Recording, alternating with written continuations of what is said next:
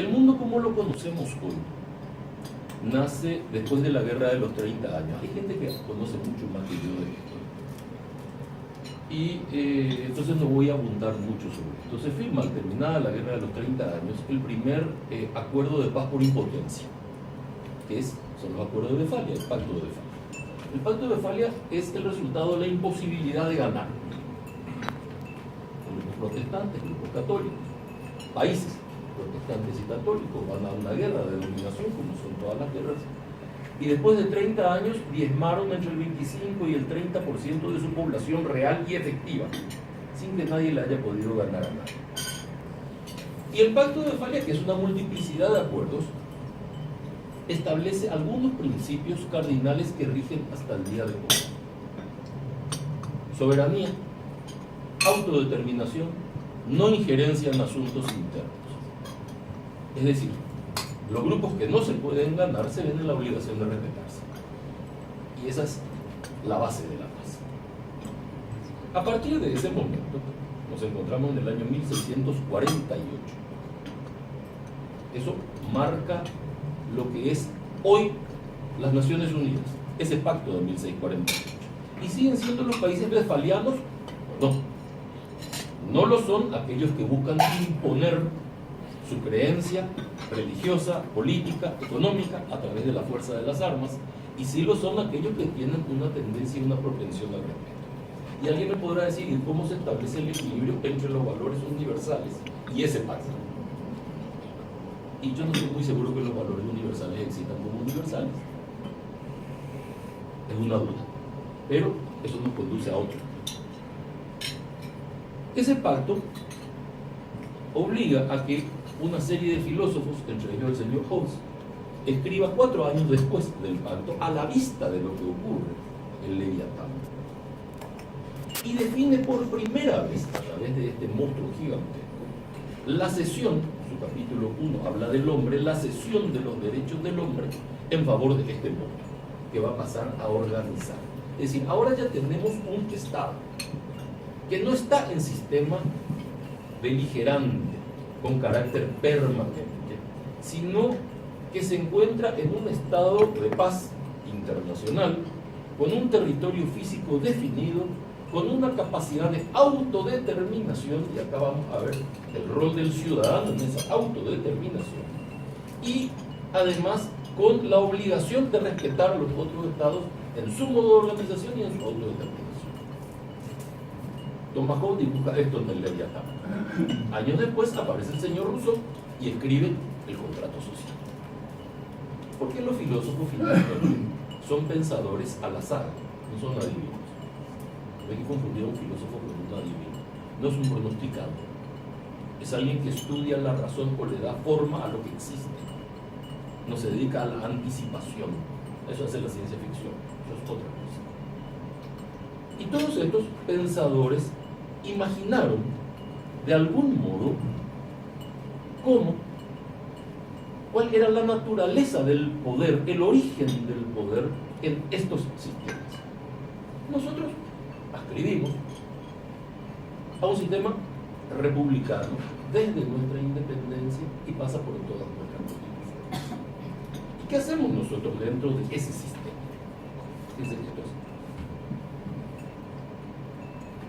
¿Qué hacemos dentro de este sistema? Evitamos algo que Hobbes, que en aquel momento ya a mediados de los 1600, define como el peor estado de crisis. Ese peor estado de crisis, en realidad, él lo identifica como la ausencia de autoridad. Eso produce la guerra. Esa ausencia de autoridad, que es el origen de la guerra, encuentra en que el pueblo asociado repone la autoridad, y al reponer la autoridad, el estado de guerra desaparece. Eso es el pacto de Westfalia. Es el estado de autoridad. Al decirle a cada uno, además, organícense como puedan, como quieran, y bajo el método que se les ocurra, y con la religión que usted decida, le está diciendo, pero hágalo. El no hacerlo implicaría la desaparición.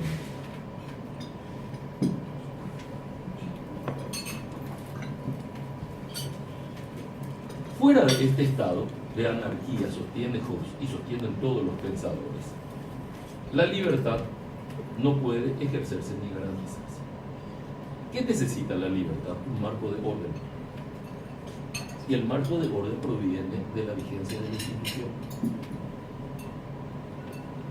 Nosotros hemos creado dentro de nuestro sistema instituciones y les hemos delegado como socios que somos del pacto social, como socios, como copartícipes, le hemos delegado facultades de administración. ¿Y qué le hemos dicho que tienen que hacer? Preservar el orden interno, preservar la seguridad de los socios, preservar la salud, garantizar la educación, promover el desarrollo de los servicios básicos para hacer que cada uno de los emprendimientos colaterales del socio en sus otras sociedades puedan desarrollarse en forma armónica, pacífica y productiva. Esa es la base del pacto, por eso se denomina pacto. De lo contrario, no estamos en presencia de un pacto, estamos en presencia de un estado de imposición de la autoridad respecto al ciudadano. Y eso negaría el origen del poder. Ese estado de imposición podría venir en un estado confesional, donde la autoridad depende directamente del creador, sea este el que sea, y lleve el nombre que lleve, y actúa por delegación de atribuciones del infinito e impone normas sobre el ciudadano que no pueden ser de libre adhesión, porque en un estado confesional la libre adhesión es una utopía. En nuestro sistema, si hablamos de república, estamos hablando de libre adhesión, estamos hablando de pacto, estamos hablando de contrato, estamos hablando de sociedad, y el ser ciudadano implica ser socio. Y para ser, como somos socios, ¿qué hacen? Nos convocan a la asamblea y participamos en la asamblea. ¿Y a qué elegimos? Elegimos la autoridad de la sociedad, como lo haríamos en cualquier asamblea. Y tenemos un síndico, como en cualquier sociedad, que debe controlar a la autoridad. Y de paso, como nuestra sindicatura es un poco extendida, además le hemos encargado que controle la existencia de conflictos entre nosotros.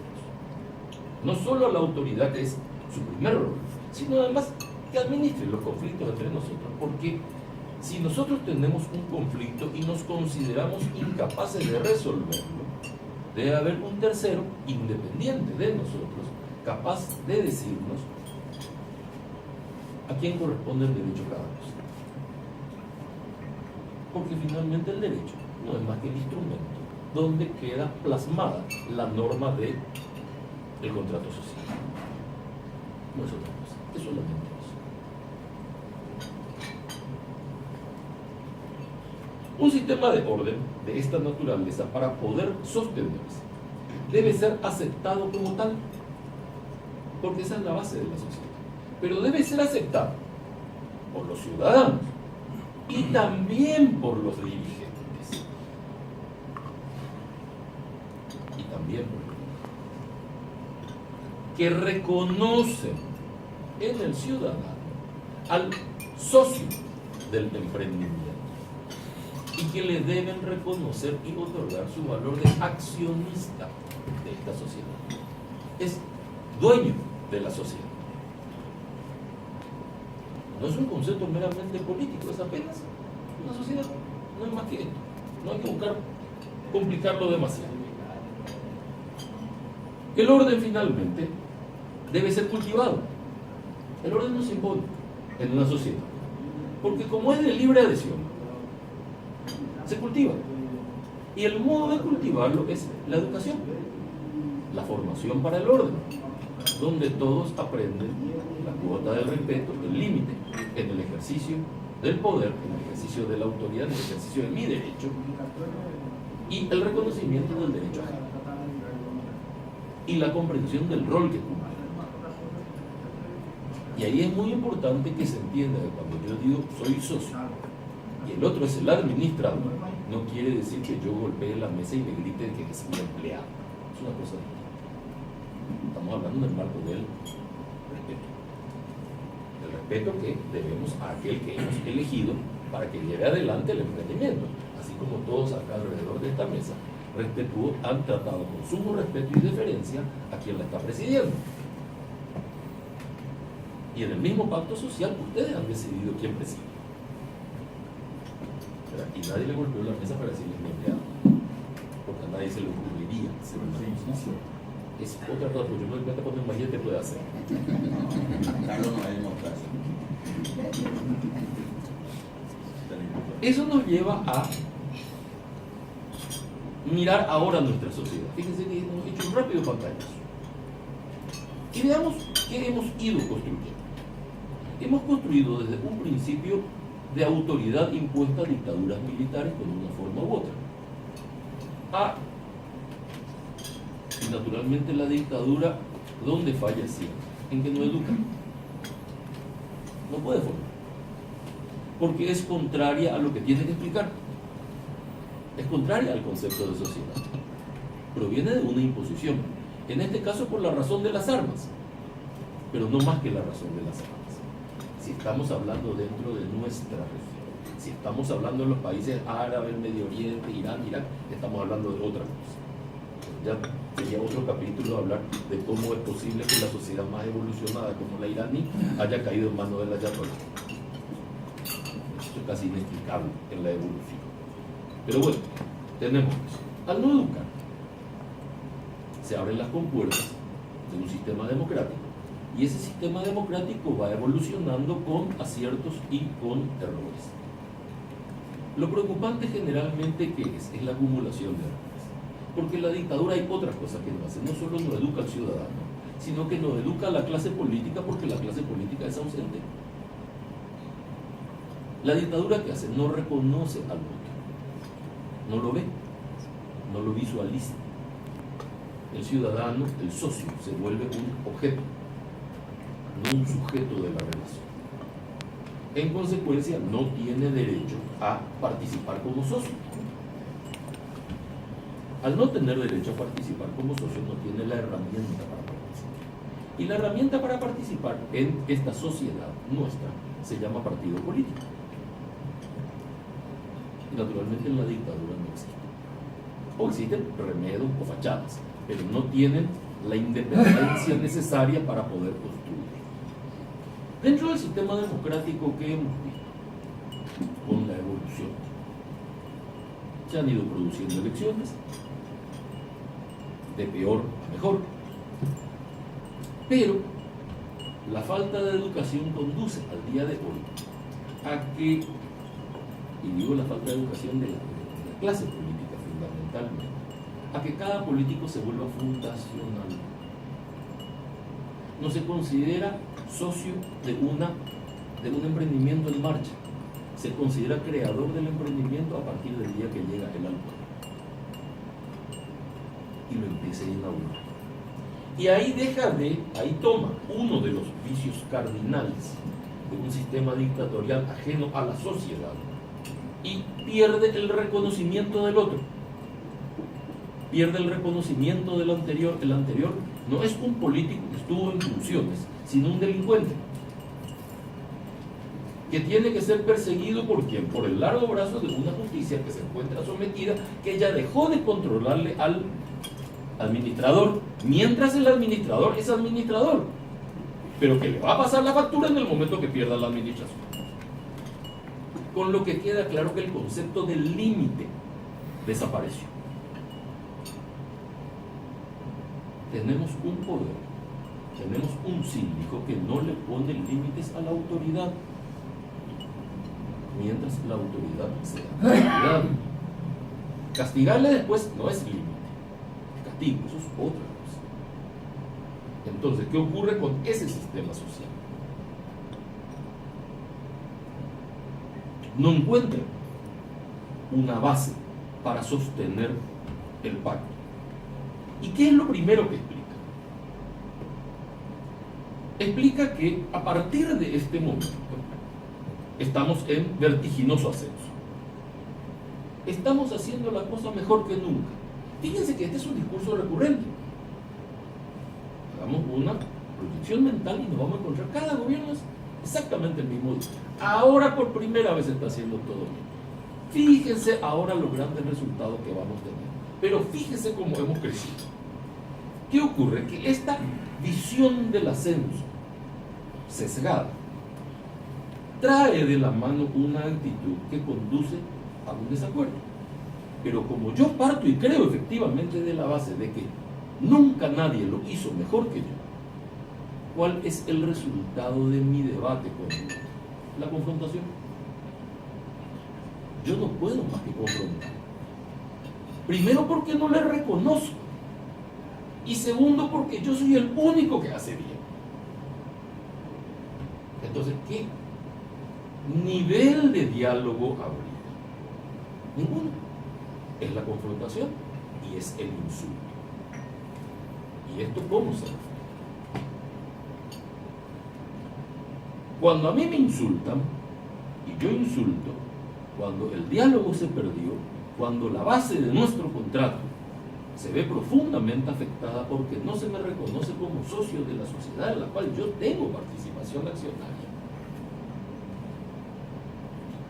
el nivel de confrontación hace que se pierda el respeto.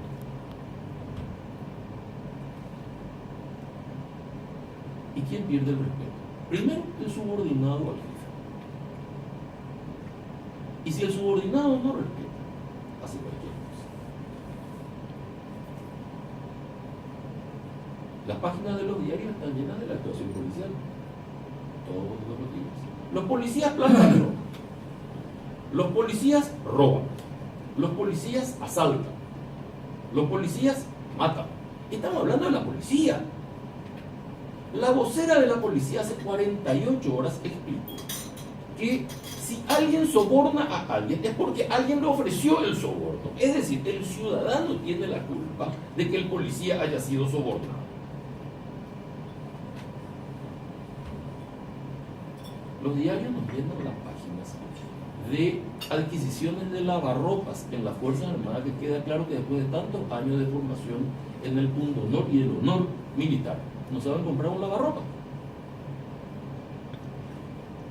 O los gastos gigantescos que se van produciendo. ¿Y por qué tomo estos dos ejemplos? Policía y Fuerzas Armadas. Porque son organismos no deliberantes, encargados de ¿qué? De la aplicación y del mantenimiento del orden. ¿Y cómo lo harían? Si en ese desorden son puestos en tela de juicio todos los días por los ciudadanos, que cuando lo para el policía ya no sabe, uno, si es o no es una barrera, si el policía es o no es policía, y lo más peligroso sería que efectivamente lo sea, porque va a venir y me va a asaltar. Sale un manual de qué hay que hacer si hay una barrera policial. Se estaba explicando hace 48 horas, Benito, corregime vos. ¿Qué manual puede tener el ciudadano de qué hay que hacer si hay una barrera? ¿Cómo defenderse de la ¿Cómo defenderse de la barrera policial? ¿Cómo defenderse de la barrera policial? Y en medio de esa falta de orden y de la falta de reconocimiento de la sociedad, los servicios públicos, y hasta acá estábamos hablando de cómo los vemos. Seguridad. ¿Qué seguridad me pueden suministrar? Y al no poderme suministrar la seguridad, la calle se llena de delito. Y todos los días vemos que los motochorros que le matan, que le pegan, que le asaltan, que le violan. Y eso es lo que andan en moto, pues están los que andan en auto, que son más graves. Y las empresas públicas que prestan servicio, sindicalizadas, con sindicatos propietarios de los servicios, pasan a defenderse del ciudadano, que es el dueño, imponiendo las condiciones de los contratos de trabajo por encima del contrato social. y se arma una burocracia, no en el buen sentido del término de operación para dar garantías, sino en el mal sentido del término de conjunto cuasi delictivo que tiene como finalidad defender al administrador de la cosa pública del reclamo ciudadano. Y el Estado se separa del ciudadano. Y el Leviatán de Job pasa a ser Leviatán en serio. Pasa a ser un monstruo en serio. Que no es el aparato que debe necesariamente responder a las exigencias, puesto al servicio de las exigencias ciudadanas, la satisfacción de la exigencia ciudadana, sino de la autosatisfacción. Y todas las páginas de los diarios se llenan de que la capacidad de recaudación del aparato estatal y de estas empresas se convierte en un sobresueldo de los administradores. Porque la plata que le sacamos a la ciudadanía ya dejó de ser el aporte. Que le sacamos a la ciudadanía, nos la repartimos entre nosotros.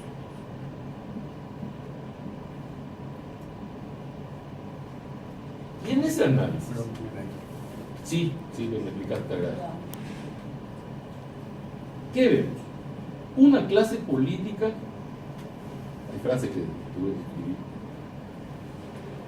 a la que la democracia solo le interesa si le permite instalar su propio grupo en el poder. Nadie favorece un sistema que no garantice que el control queda en sus propias manos. Yo no construyo un sistema pensando en que la alternancia va a hacer que venga otro. Construyo sistemas pensando en quedarme para siempre. ¿Y por qué me quedo para siempre? Porque soy el único que hace todo bien.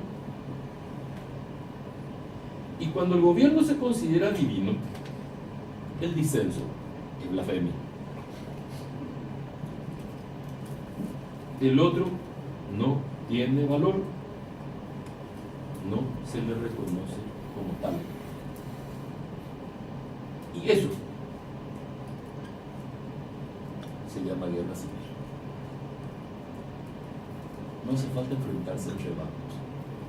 Hace falta sencillamente pedir las emergencias médicas. ¿Cuántos heridos y muertos está dejando cada noche el grado de violencia que se produce en una sociedad que no reconoce el orden porque el pacto social se rompe?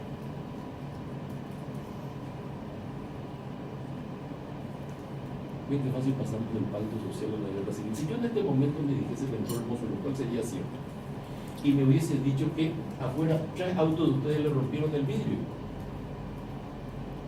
que no sería cierto, espero que no por lo menos, pero ya es una posibilidad, ustedes sentirían lo que es la guerra civil, y ustedes sentirían que hay guerra civil. Cualquiera de ustedes que sea asaltado en la calle sentiría que hay una guerra civil. Esa es la sensación de la guerra civil. Puede ser que la guerra civil, tal cual yo intenté presentar, sea tan abstracta como el pacto social visto como un contrato suscrito. Pero esto es una guerra civil. Y nuestro trabajo es salir de este estado de cosas. Y a un costo seguramente importante todavía, reponer un pacto social devolviéndole al socio el rol que debe cumplir efectivamente en la sociedad y poniendo la administración.